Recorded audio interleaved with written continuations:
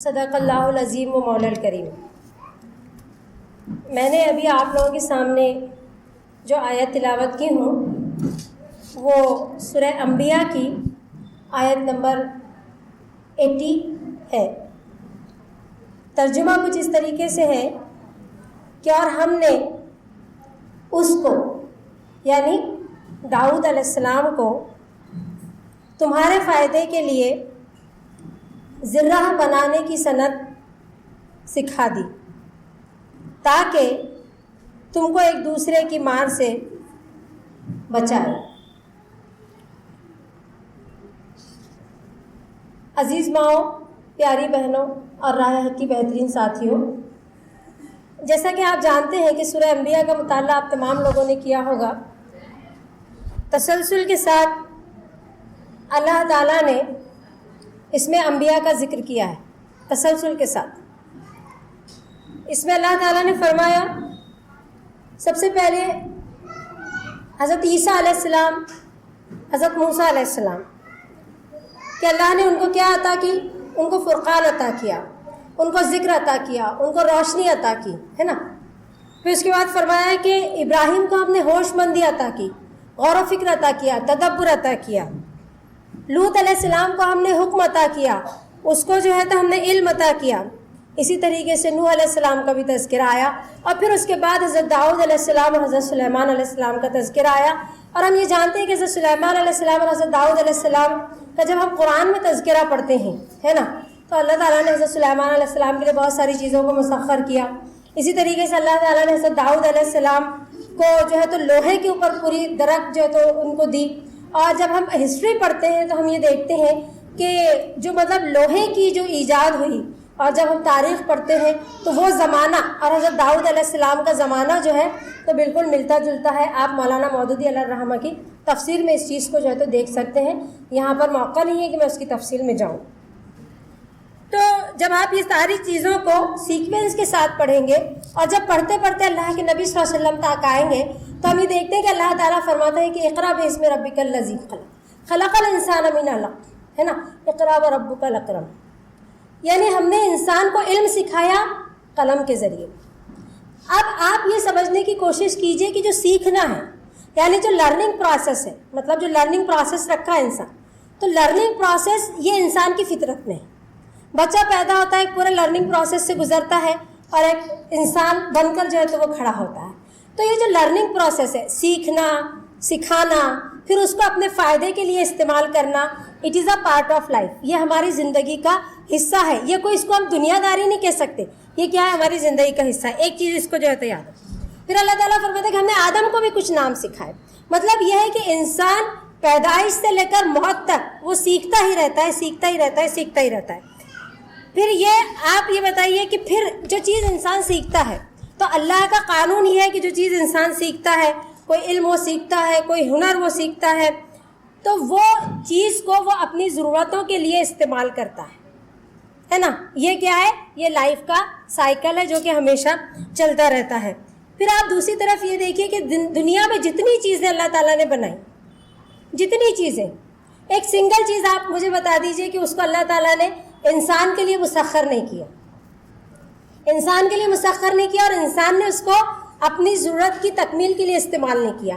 مجھے نہیں خیال کہ ہم کوئی ایک سنگل چیز بھی ایسی بتا سکتے ہیں جو اللہ تعالیٰ نے انسان کی تکمیل کے لیے، انسان نے اپنی ضرورتوں کی تکمیل کے لیے اس کو استعمال نہ کیا ہو۔ جانور، چرند، پرند، دھات، ادھات، ایسڈ، یہ ساری چیزیں جو آپ سائنس میں پڑھتے ہیں، فزکس میں پڑھتے ہیں، ایکولوجی میں پڑھتے ہیں، ہر جگہ جہاں بھی پڑھتے ہیں، ساری چیزیں انسان کے لیے ہیں، اور انسان نے اس کو بروئے کار لایا۔ اور یہ سلسلہ نہ صرف یہ کہ ابھی، بلکہ حضرت آدم علیہ السلام کے زمانے سے چلا آ رہا ہے نا۔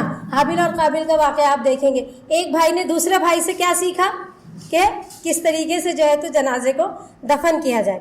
بہرحال میں آپ سے جن باتوں کے بارے میں بات کرنا چاہ رہی تھی کہ یہ جو بھی نعمت اللہ تعالیٰ نے ہم کو دی ہے، روز اول سے انسان جو تو اس کو ماڈیفائڈ کرتا رہتا ہے، اپنے لیے اس کو استعمال کرتا رہتا ہے۔ تو اگر آپ کے پاس صلاحیت ہے، اب اس کی طرف ہم آتے ہیں کہ اللہ تعالیٰ نے یہ ساری چیزیں انبیاء علیہ السلام کو عطا کی، یہ ساری چیزیں انسانیت کی فطرت کا ایک حصہ ہے۔ تو اگر انبیاء علیہ السلام کے اندر وہ صلاحیت پیدا ہوئی، وہ لوگوں کو دینے والے بنے. کیا فرمایا اس کے اندر؟ کہ تاکہ تم کو فائدہ دے، ہے نا، اور تم کو لوگوں کی مار سے بچائے. تو ایک چیز یہ ہوتی ہے کہ جب انسان کے اندر صلاحیت آتی ہے تو وہ انسان دینے والا بنتا ہے نا. اور امت مسلمہ جو ہے تو پیدا ہی اس لیے کی گئی ہے، اس کا خروج اس لیے کیا گیا ہے کہ وہ دینے والی امت بنے. ٹھیک، سب سے پہلی چیز ہمارے پاس علم اچھا ہے تو ہم مشورہ دیں گے، ہمارے پاس ہنر اچھا ہے تو ہم لوگوں کو اس سے فائدہ پہنچائیں گے.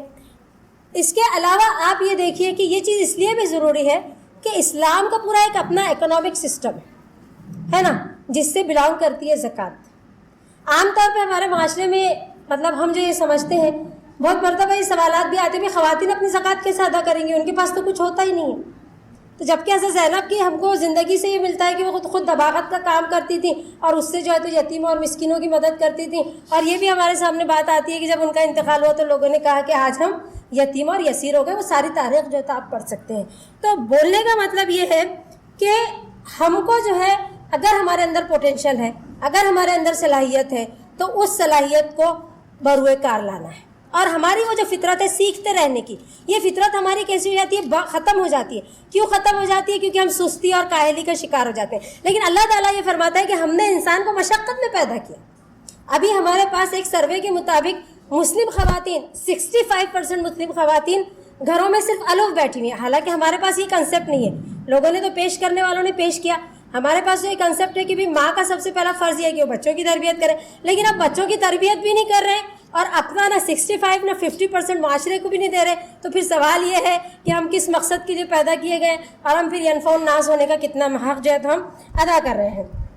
تو ہم کو اللہ تعالیٰ نے پیدا کیا ہے، اس معاشرے میں ہم کو اپنا رول جو ہے تو پلے کرنا ہے اور جو ہے تو ہم کو لوگوں کے لیے فائدہ مند بننا ہے. اب بہت ساری بہنیں میری ایسی ہوں گی جن کو یہاں پر کوئی کاروبار کوئی بزنس کرنے کی ضرورت نہیں ہوگی، وہ اپنے آپ میں ویل سیٹلڈ ہوں گی، ہے نا. لیکن ہم ویل سیٹلڈ ہیں، ہم کو کیا کرنا ہے؟ لیکن آپ جو ہے تو لوگوں کو دینے والے بننا ہے نا، آپ کو لوگوں کو دینے والے بننا ہے. آپ آج یہ دیکھیے کہ جو انٹرپرینر کا جو میدان ہے اس میں مسلم خواتین کے چیدہ نام میں آپ کو جو ہے تو بتا سکتی ہوں. مہاراشٹر کے لیول پر آج تک جو نام میں نے سنی صرف عظمیٰ ناہید کا نام سنا. لیکن آپ اگر ہمارے دوسرے مطلب اقوام کو دیکھیں گے تو ایک لمبی فہرست ہے ان کے پاس. آپ لجت پاپڑ کی ہسٹری دیکھ لیجئے، آپ جو ہے تو پنکج پیٹی کوٹ کی ہسٹری دیکھ لیجئے. ساری ہسٹریز میں آپ کو وہ خواتین ملیں گی اور آج ان خواتین کے توسط سے ہزاروں بہنیں ان اداروں سے جڑی ہوئی ہیں اور روز کی جو ہے تو وہ کمائی کر رہی ہیں. تو سب سے پہلا تو ہمارا یہ فرض ہے کہ ہم ایک ایسے انٹرپرینر بنے، ہم اپنے تئیں ہم کتنے ہی اچھے ہوں، ہم جو تو متومل گھرانے سے تعلق رکھتے ہوں، لیکن ہماری سوچ یہ ہو کہ ہمارے ذریعے لوگوں کو جو ہے تو فائدہ پہنچے. اس کے لیے ہم یہاں پر آ کے بیٹھیں، اس کے لیے ہم جو ہے تو کچھ چیزوں کو سیکھیں. بیچ میں نے رضی الاسلام ندوی صاحب کا ایک مضمون پڑھی کہ بھی ایک خاتون ہے، انہوں نے یہ کیا کہ بھی ایک دکان انہوں نے رینٹ پہ لی، جو خواتین اپنے گھروں میں کچھ بناتی ہیں تو اس کو انہوں نے وہاں پر ڈسپلے کیا، ایک مقام جو تو انہوں نے عطا کیا، مطلب بتایا خواتین کو. تو اس طریقے سے یہاں پر جب ہم آ رہے ہیں تو اس مقصد کے ساتھ بیٹھنا ہے کہ ہم اپنی صلاحیتوں کا ٹینٹیٹیو استعمال کریں گے، مکمل استعمال کریں گے اور ان صلاحیتوں کو عامت الناس کے لیے ہم جو ہے تو لگائیں گے. اور میری اللہ تعالیٰ سے دعا ہے کہ اللہ تعالیٰ ہم کو قرآن کو سمجھنے، اس کو شعور کے ساتھ برتنے اور اس کا حالت حاضرہ پر صحیح انطباق کرنے کی توفیق عطا فرمائے. آمین ثم آمین. وآخر دعوانا الحمد للہ رب العالمین وما علینا الا البلاغ.